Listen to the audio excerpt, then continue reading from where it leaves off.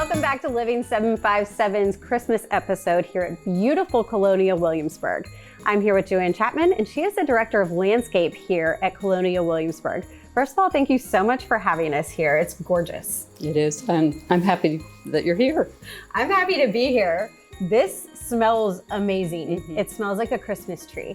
Can you tell us how the Williamsburg style of wreaths came to be, and what exactly is it?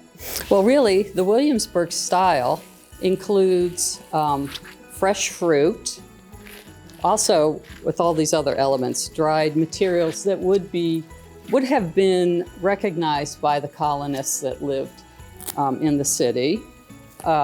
Here at Colonial Williamsburg, we use these beautiful double-sided wreaths. All of these wreaths are constructed with a clamp machine, and we don't want to have any of the metal on the backside of the wreath because they can scratch the doors. So we use these beautiful double-sided Fraser fir wreaths. And everything is real, it's all natural. It's all natural, it's all real. There's nothing faux or fake used on our wreaths. And I grew up in the area, and my mom always used this kind of stuff in her fresh decor. Mm-hmm. Now I know exactly where she got it. She stole it from Colonial Williamsburg. Now, if you had to guess, how many wreaths do you make a year here at Colonial Williamsburg? I tell you, this is so many times I get this question, and we don't know exactly for sure. About 175 buildings are decorated in the historic area. About 65 of those are done by the residents, because that's a responsibility of a resident that lives in the historic area to at least put a green wreath on their door. Okay. But many of them, as you'll see if you walk around, they really get into the decorating. Yeah. About 15 of our trades also decided to decorate their trade shops this year. Okay. And then the rest is done by the landscape department. So 175 buildings, but they don't all just have one wreath. Many of them have 2 or 3 wreaths.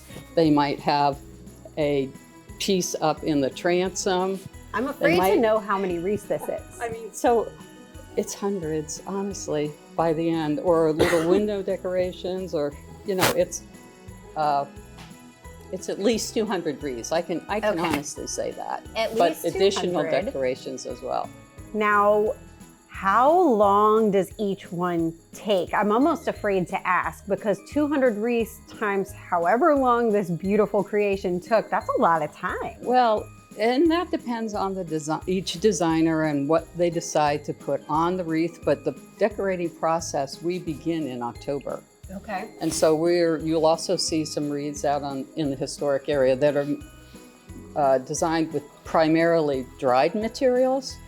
And we start making those in October. Okay. And then we start making the fresh in the beginning of November. So this is many weeks to get the decorations prepared for the historic area. And then they stay up. You know, they're going to stay up through January 1st. So every day they're inspected, and we refresh the materials, because sometimes we have uninvited guests like squirrels. Yep. Birds that want, you know, they like the fruit too. Right. You know, so those items get replaced. Okay. Throughout the season. Good to know.